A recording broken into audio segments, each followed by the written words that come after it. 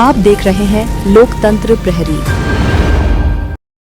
बिल्डरों द्वारा कूटनीतिक दस्तावेज तैयार कर भूमि अधिग्रहण का लाभ उठाने के प्रयास का कथित मामला सामने आया है, जिसे लेकर शिकायत के बावजूद कार्रवाई नहीं होने पर दुर्ग के नितेश जैन ने भूख हड़ताल प्रारंभ कर दी है। उनका आरोप है कि प्रधानमंत्री कार्यालय से जांच के आदेश दिए जाने के बावजूद जिले के अधिकारी जांच में कोताही बरत रहे हैं। दुर्ग खरसिया व परमालकसा के बीच नई रेल लाइन बिछाई जानी है, जिसमें भूमि अधिग्रहण का लाभ लेने बिल्डरों द्वारा कूटनीतिक तरीके से दस्तावेज तैयार किए गए हैं। यह आरोप दुर्ग की गांधी चौक में भूख हड़ताल पर बैठे नितेश जैन ने लगाया है। उनका आरोप है कि शहर की कुछ बड़े बिल्डरों ने बड़ा लाभ कमाने भूमि दस्तावेजों के साथ छेड़छाड़ की है।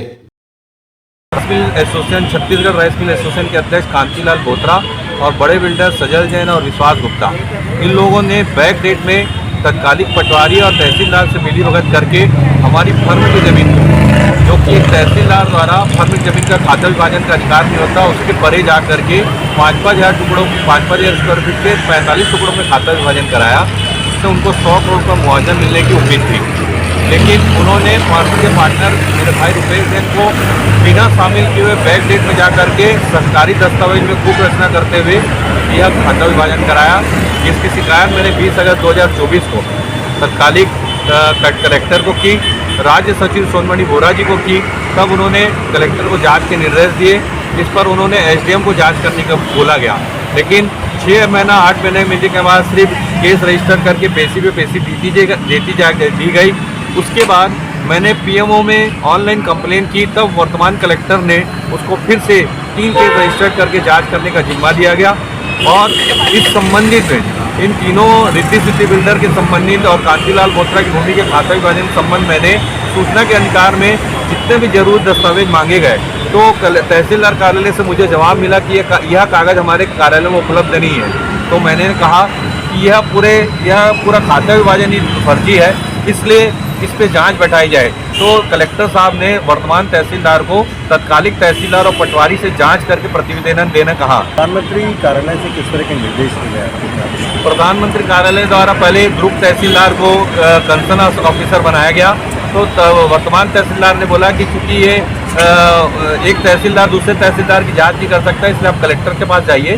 तो कलेक्टर साहब ने फिर एसडीएम साहब को जांच करने का निर्देश दिया और 6 महीने बाद कुछ कार्रवाई नहीं होने के बाद 22 जुलाई को मैंने पुनः ग्रीवेंस सेल में कंप्लेन की कि कुछ कार्रवाई नहीं हो रही है। तब उन्होंने जीएडी के अपर सेक्रेटरी कैलाश कुमार निताम को कंसर्न ऑफिसर बनाया और मैंने एनआईसी में वीडियो कॉन्फ्रेंसिंग के जरिए उनसे मिल करके उन्हें अपनी पूरी बात बताई। तो उन्होंने तुरंत कार्रवाई करने का आदेश दिया, जिस पर कोई भी कार्रवाई नहीं हो रही है। इन भूमाफियाओं का इतना प्रभाव है और इसमें संलिप्त अधिकारियों को बचाने के लिए पुरजोर कोशिश की जा रही है। और मैंने रिट पिटीशन लगाई थी कि कलेक्टर के आदेश के बाद भी एफआईआर दर्ज नहीं हो रही दस्तावेज के संबंध में। तो इन्होंने सरकारी अधिवक्ता ने उच्च न्यायालय में खड़े होकर ये कहा कि अभी जांच कर रही है। मैंने सूचना के अधिकार में कलेक्टर और सभी विभागों से पूछा कि जांच कहाँ चल रही है, जिसका जवाब नहीं दिया जाता। मेरी जांच को केवल लटकाया जा रहा है और पेशी पे पेशी दिया जा रहा है। एसडीएम कार्यालय के बाबू द्वारा एसडीएम की अनुपस्थिति में बोले कि वो आपत्ति दर्ज ली गई है पक्षकारों से। ये कैसा न्याय है? और आप क्या चाह रहे हैं? मैं चाह रहा हूँ कि इस पर जल्दी से जल्दी न्याय हो। मैं पिछले 15 महीने से चप्पल घिसते थक गया हूँ और पिछले 8 महीने से पीएमओ द्वारा निर्देश होने के बाद भी जांच पे कोई कार्रवाई नहीं हो रही है। मैं चाह रहा हूँ इसमें जल्दी से जल्दी निर्णय निकले और इसमें संलिप्त भ्रष्टाचार अधिकारियों पर कार्रवाई हो। और सबसे बड़ी बात है, जो इन प्रभावित गांवों की जो सूची को लीक करने वाले अधिकारी पर कार्रवाई हो और इन भूमाफिया कांतिलाल बोत्रा, सजल जैन, विश्वास गुप्ता के ऊपर कार्रवाई हो, जिन्होंने कूट रचना करके फर्जी दस्तावेजों के में खाता विभाजन किया। अपर कलेक्टर ने 8 सितंबर 2025 को अपनी रिपोर्ट में स्पष्ट लिखा है कि रुपेश जैन की अनुपस्थिति में पूरा खाता विभाजन कराया गया है और बिना कोई कागज, बिना केस दर्ज किए, बिना पेपर इश्तिहार के तत्कालिक पीठासीन अधिकारी ने खाता विभाजन किया है, जो कि साफ जब फर्जीवाड़ा का संकेत देता है। उसके बाद भी कार्रवाई नहीं की जा रही है। भूमाफियाओं को बचा रहा है, भ्रष्टाचारी अधिकारियों को बचाया जा रहा है। मैं चाहता हूँ इन पर कार्रवाई हो। बिल्डरों के खिलाफ भूख हड़ताल शुरू करने पर अब जिला प्रशासन उनके इस प्रदर्शन को न्याय संगत नहीं मान रहा है।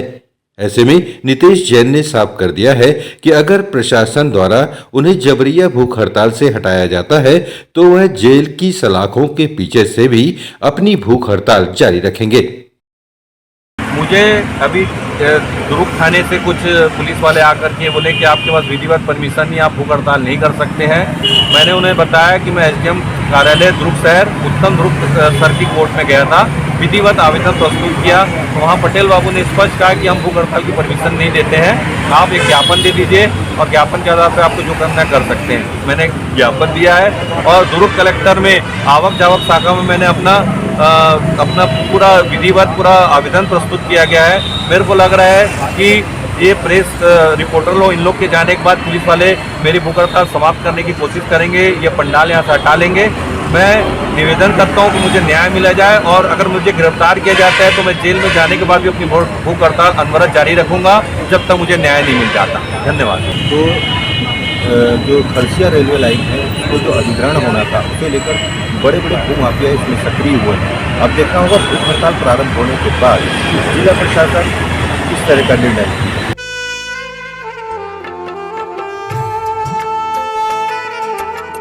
लोकतंत्र प्रहरी YouTube चैनल को सब्सक्राइब करें और बेल आइकन बटन को क्लिक करें। वीडियो को लाइक और शेयर करना ना भूलें।